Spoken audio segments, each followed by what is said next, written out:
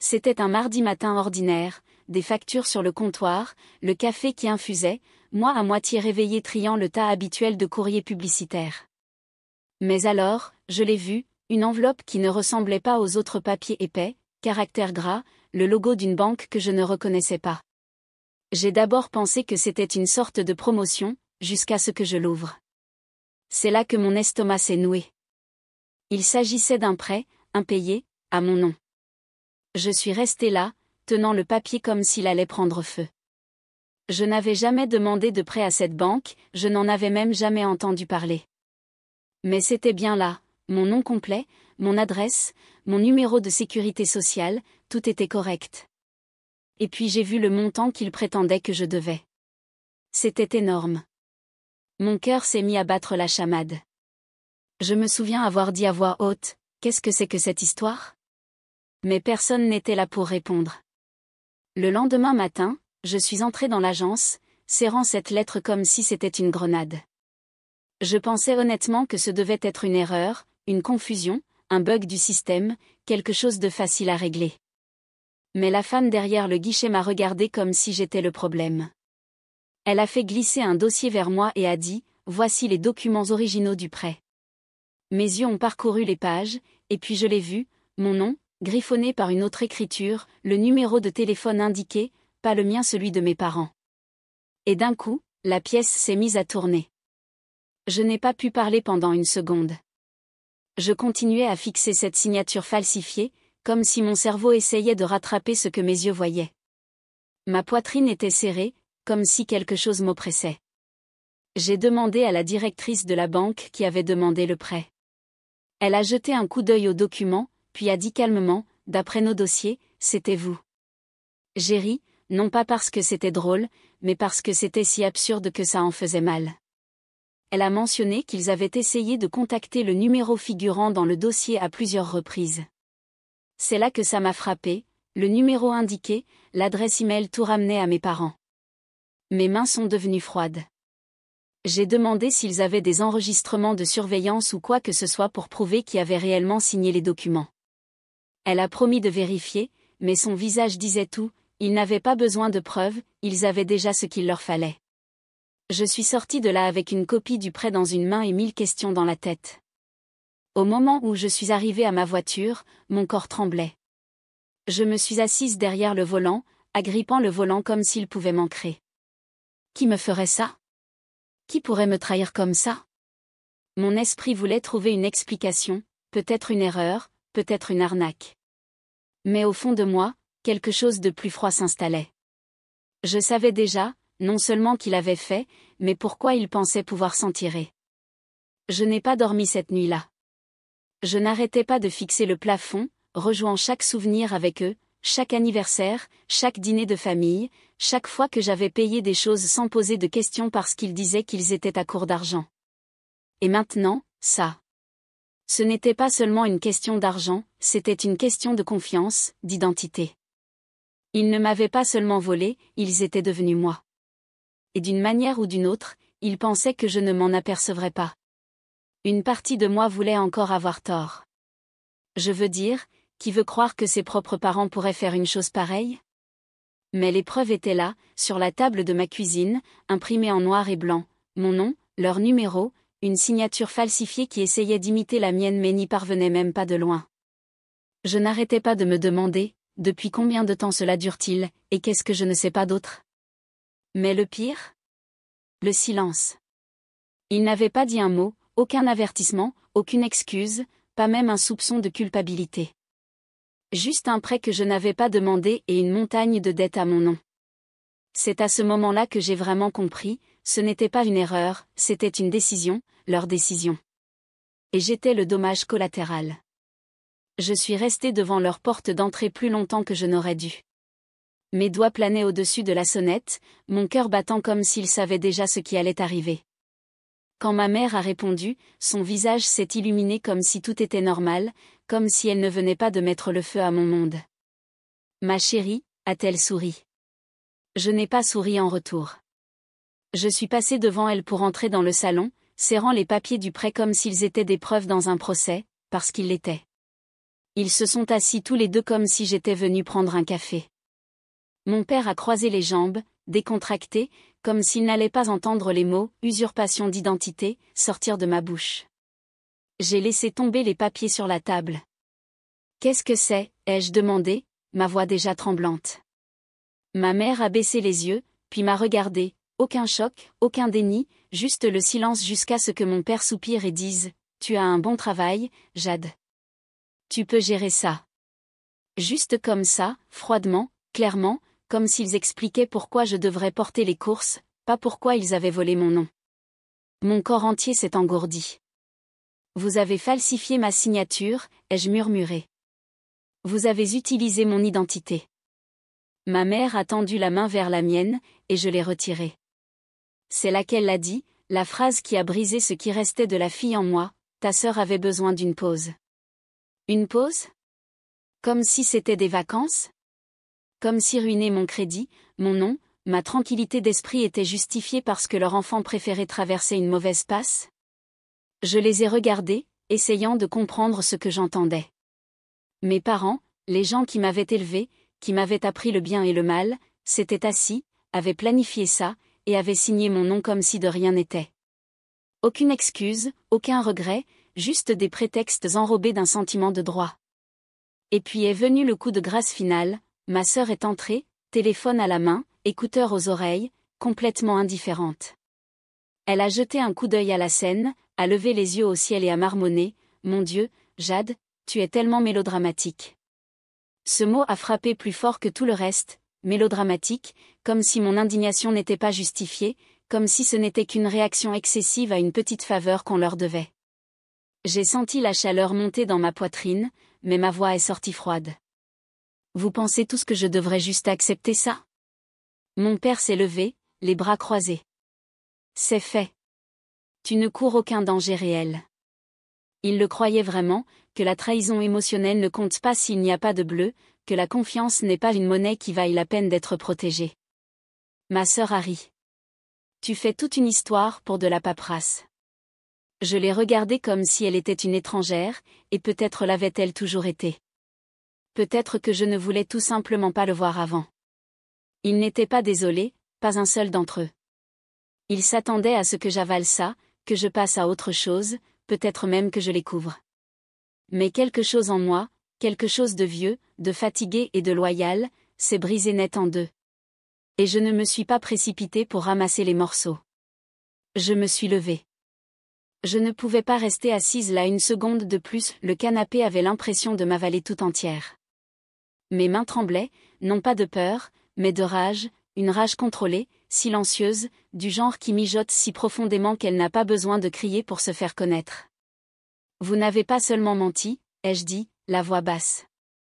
Vous n'avez pas seulement signé mon nom. Vous avez volé qui je suis. Et vous pensez que je devrais être d'accord avec ça ? Personne n'a répondu. Ma mère a regardé ses mains. Mon père a regardé le mur. Et ma sœur a simplement continué à faire défiler son téléphone. J'ai attrapé mon sac et me suis dirigée vers la porte. Vous avez toujours dit que la famille passait en premier, ai-je ajouté, m'arrêtant juste avant de partir. Je suppose que je sais enfin de quelle famille vous parliez. Et je pensais chaque mot. Ils n'avaient pas seulement pris de l'argent, ils avaient pris mon histoire, mon nom, mon identité, et l'avaient tordue en quelque chose de pratique pour eux. Le pire ? Ils n'avaient même pas honte, ils étaient juste agacés que je l'ai découvert. Quand je suis rentrée chez moi, je suis restée assise dans le noir pendant longtemps, ne pleurant pas, juste vide. J'ai pensé à chaque sacrifice que j'avais fait au fil des ans, chaque fois que j'avais été là pour eux. Et maintenant, j'étais jetable. Mais quelque part dans ce silence, quelque chose s'est installé, une pensée, un changement. S'ils étaient prêts à falsifier ma signature, de quoi d'autre étaient-ils capables ? C'est alors que la peur a commencé à se transformer en quelque chose de complètement différent. Je me suis réveillée le lendemain matin avec une seule chose en tête, je ne pouvais pas laisser passer ça, pas cette fois. J'avais passé toute ma vie à jouer les conciliatrices, les réparatrices, celles qui se taisaient et arrangeaient les choses. Mais ça, ce n'était pas quelque chose que je pouvais cacher sous le tapis. Alors, j'ai fait quelque chose qui m'a fait plus peur que prévu, j'ai appelé un avocat. Le simple fait de dire les mots « j'ai besoin de parler d'usurpation d'identité » à voix haute a fait trembler ma voix, mais je l'ai dit quand même. Le bureau était silencieux, clinique. Je me suis assise sur le bord du fauteuil en cuir, essayant de ne pas pleurer en exposant chaque détail, la signature falsifiée, les fausses coordonnées, le prêt, mes parents. L'avocat a écouté attentivement. Il a hoché lentement la tête, puis a dit « Vous avez une affaire ». Au début, j'ai cru qu'il parlait contre la banque, mais ensuite il m'a regardé dans les yeux et a ajouté « Vous pourriez porter des accusations criminelles contre votre propre famille ». Mon souffle s'est coupé. Je n'y avais même pas pensé aussi loin, pas vraiment. J'ai quitté ce bureau avec un dossier plein d'options juridiques et un mal de tête qui m'enserrait le crâne comme un étau. L'idée de poursuivre mes parents, de traîner tout ça au grand jour, me retournait l'estomac. Mais je ne pouvais pas me défaire de cette pensée, ils avaient choisi de faire ça, choisi de m'utiliser. Et plus j'y pensais, plus je réalisais que s'ils n'étaient pas tenus responsables, ils ne s'arrêteraient jamais. Cette nuit-là, je n'ai parlé à personne. Je n'ai rien posté en ligne. Je ne me suis pas confiée à un ami. Je me suis juste assise par terre dans mon salon, le dos contre le canapé, fixant le dossier que l'avocat m'avait donné. Chaque page semblait plus lourde que le papier n'avait le droit de l'être. Mais alors, par habitude, j'ai ouvert mon téléphone, et c'était là, une publication de ma sœur, souriante, insouciante, devant une nouvelle voiture. La légende, j'obtiens enfin ce que je mérite. Ma mâchoire s'est serrée si fort que j'ai cru que mes dents allaient se briser. Je l'ai relue 3 fois. Elle ne se cachait pas, elle se vantait. Ce n'était pas seulement qu'ils m'avaient fait ça, c'était qu'ils en étaient fiers, assez audacieux pour le parader comme un trophée qu'ils avaient gagné. C'était mon point de rupture. La peur a commencé à se dissiper, et à sa place est venue la concentration, une concentration froide, aiguisée, dangereuse. Je n'allais pas seulement arrêter ça, j'allais tout exposer, tout.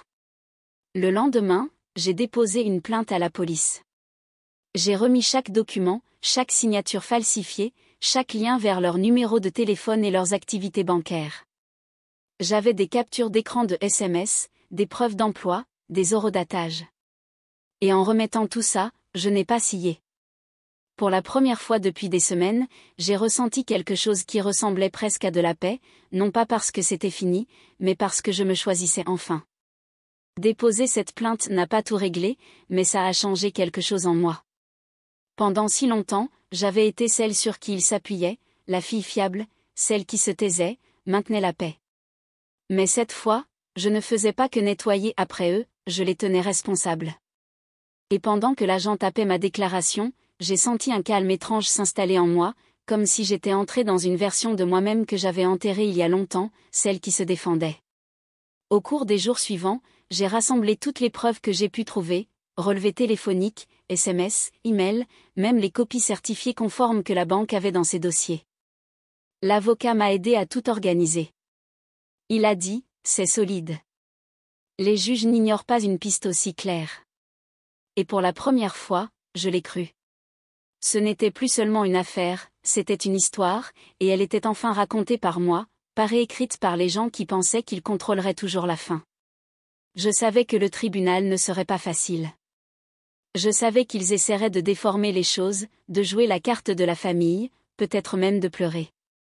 Mais ça n'avait pas d'importance, parce que maintenant j'avais plus que des documents, j'avais de la clarté, et personne n'allait me manipuler pour me faire douter de ça à nouveau. Je pensais que je serais nerveuse en entrant dans cette salle d'audience, mais je ne l'étais pas. Je n'étais pas en colère non plus, pas de cette manière forte et tremblante que j'avais l'habitude d'être. Ce que je ressentais était plus froid, plus silencieux, comme si quelque chose en moi s'était immobilisé juste pour survivre à tout ça. Mes parents étaient déjà assis à l'avant, ma sœur à côté d'eux, enroulant une mèche de cheveux comme si nous attendions un récital scolaire. Quand ils m'ont vu, ma mère a esquissé un demi-sourire, mon père a hoché la tête comme si nous étions tous là pour une réunion de famille inconfortable mais nécessaire. Ils l'ont essayé tôt, la carte de la sympathie. C'est notre fille, a dit ma mère au juge, la voix tremblante comme si elle l'avait répété. C'est un malentendu familial, a renchéri mon père avec un profond soupir, disant au tribunal que j'avais toujours été sensible. J'avais envie de rire, non pas parce que c'était drôle, mais parce que c'était pathétique. Ils ne niaient pas ce qu'ils avaient fait, ils espéraient juste que leur titre, maman, papa, l'emporterait sur les faits. Mais les faits ne se plient pas devant un juge, et mon avocate était prête. Elle s'est tenue calmement, la voix ferme mais contrôlée, et a tout exposé, les signatures falsifiées, les journaux d'appel de leur téléphone à la banque, l'adresse IP utilisée pour soumettre la demande de prêt, même un rapport d'expert en criminalistique confirmant que l'écriture n'était pas la mienne. J'ai regardé leur visage pendant que la vérité sortait, pièce par pièce, et pour une fois, ils n'avaient rien à dire. Ma sœur a essayé de jouer les idiotes quand on l'a appelée à la barre. Elle a haussé les épaules à chaque question, a prétendu qu'elle ne savait pas d'où venait l'argent, a dit que la voiture était un cadeau. Elle a même fait semblant d'être surprise quand on lui a montré les captures d'écran de sa publication sur les réseaux sociaux, celle où elle se vantait d'obtenir enfin ce qu'elle mérite. Elle a cligné des yeux, a penché la tête comme si nous imaginions tous ça. Mais le juge n'a pas scié, et moi non plus. Mon avocate ne s'est pas précipitée. Elle a laissé le silence emplir la pièce après chaque réponse, a laissé le poids de la vérité flotter dans l'air. J'étais assise là, immobile, regardant les gens qui m'avaient élevée se décomposer devant des étrangers. Il y a eu un moment, bref mais réel, où j'ai cru voir quelque chose comme de la honte vaciller sur le visage de ma mère. Mais aussi vite, elle avait disparu, remplacée par le même regard vide qu'elle m'avait lancé le jour où je les avais confrontés, comme si elle ne pouvait pas croire que j'irais jusqu'au bout. Quand les plaidoiries finales ont commencé, je ne pensais pas à la vengeance. Je n'espérais pas qu'ils pleureraient ou supplieraient ou même s'excuseraient. Je voulais juste une reconnaissance. Je la voulais sur papier. Je voulais que quelqu'un avec autorité dise « ça t'est arrivé ». Et ce n'était pas normal. Et quand le juge a commencé à parler, j'ai retenu mon souffle, non pas par peur, mais parce que je savais que je n'oublierais jamais les mots qui allaient suivre. La voix du juge était stable, sans émotion, mais chaque mot frappait comme le tonnerre. Il a énuméré les preuves, point par point, un schéma clair de fraude intentionnelle, d'abus de confiance, d'utilisation abusive d'informations personnelles. Puis est venue la décision, ma sœur était légalement responsable du remboursement du prêt, et mes deux parents devaient faire face à des sanctions pénales pour leur rôle dans l'usurpation d'identité. Pas d'avertissement, pas de tape sur les doigts, juste des conséquences, des vraies. Je n'ai pas pleuré. Je pensais que je le ferais peut-être, mais il n'y a pas eu de déferlement de soulagement, pas de catharsis de film. Ce que j'ai ressenti était plus pur que ça, une clôture, comme si quelqu'un avait enfin tiré le dernier point sur une blessure qui refusait de guérir. En quittant la salle d'audience, ils ne m'ont pas regardé ni mon père, ni ma mère, ni même elle. Et ce silence, ce magnifique silence vacant, était plus fort que toutes les excuses qu'ils ne m'ont jamais données. Devant le palais de justice, j'ai baissé les yeux sur mes mains, plus de dossiers, plus de preuves, plus de tremblements, juste moi entière, démêlée. Et pour la première fois depuis des années, je ne portais pas leurs secrets. Je ne les couvrais pas. Je ne sauvais personne. J'étais enfin libre de commencer à penser à la suite. J'ai toujours pensé que changer de nom n'était que de la paperasse, quelque chose que les gens faisaient quand ils se mariaient ou divorçaient. Je n'aurais jamais imaginé que je serais assise dans un bureau gouvernemental, remplissant des formulaires pour me démêler des gens qui m'avaient donné ce nom en premier lieu. Mais en signant le dernier document, j'ai ressenti quelque chose que je n'avais pas ressenti depuis des mois, du soulagement, pas celui qui vient avec l'évasion, mais celui qui vient avec la réappropriation de quelque chose qui avait toujours été à moi. En sortant de ce bâtiment, j'ai prononcé mon nouveau nom de famille à voix haute, doucement, comme un essai. Ça m'a paru étrange au début, peu familier sur ma langue, mais ensuite, d'une manière ou d'une autre, ça m'a semblé juste, comme un nom que j'avais mérité, un nom que j'avais choisi, pas hérité, une page blanche. Cet ancien nom avait été traîné dans les mensonges, dans les dettes, dans la trahison. Mais celui-ci était à moi, intact, non dilué. Il ne portait pas le poids de leur choix. J'ai fait mes valises avec ce dont j'avais besoin et j'ai quitté la ville en une semaine. Je n'ai dit à personne où j'allais, pas de dîner d'adieu, pas de sortie spectaculaire, juste une valise, un bail signé et une nouvelle adresse postale. L'endroit où j'ai déménagé n'était pas glamour, mais c'était calme, paisible. Mon crédit avait été rétabli. Mes dossiers étaient à nouveau clean. Et plus important encore, ma conscience était tranquille. Je n'étais plus la femme qui tenait la famille unie, j'étais la femme qui s'était éloignée des décombres et avait construit quelque chose de mieux. Recommencer n'a pas été un grand moment cinématographique. C'était petit, subtil, comme apprendre à respirer différemment. J'allais à l'épicerie et je les entendais appeler mon nouveau nom à l'interphone, et chaque fois, je souriais, non pas parce qu'il était joli ou spécial, mais parce qu'il n'était pas le leur. Chaque signature que j'écrivais, chaque formulaire que je remplissais, était un petit acte de défi, un rappel, j'ai choisi ça, ils ne me réécriront plus. J'ai trouvé un nouveau travail dans une petite agence de design, rien d'extraordinaire, mais ça m'a donné de l'espace pour créer, pour penser, pour enfin juste être. J'ai commencé à boire mon café plus lentement, à faire de longues promenades sans destination, à laisser le silence emplir mon appartement sans chercher de bruit de fond. Et dans ces moments calmes et ordinaires, j'ai trouvé des morceaux de moi-même que je ne savais pas avoir perdus, pas la fille, pas la réparatrice, pas la responsable, juste Jade, ou plutôt, la femme qui était autrefois Jade. La douleur n'a pas disparu. Certaines nuits, elle revenait insidieusement, cette douleur sourde de la trahison, l'incrédulité que les gens qui m'avaient élevée pouvaient aussi être ceux qui me faisaient le plus de mal. Mais la différence maintenant, c'est que je ne m'y noyais pas. Je la laissais passer. Je l'écrivais, je brûlais la page, et je continuais. Je n'essayais pas d'effacer le passé, j'apprenais à vivre sans le laisser me définir. Le jour de l'anniversaire de ma sœur, je lui ai envoyé un colis, pas d'adresse de retour, pas de mots, juste une enveloppe craft scellée hermétiquement.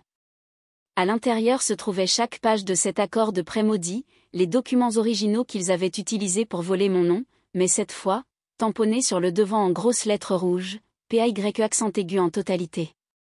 Je l'imaginais l'ouvrir, peut-être seul, peut-être faisant toujours semblant que rien de tout cela n'était de sa faute. Mais je ne l'ai pas envoyé pour elle, je l'ai envoyé pour moi, pour boucler la boucle.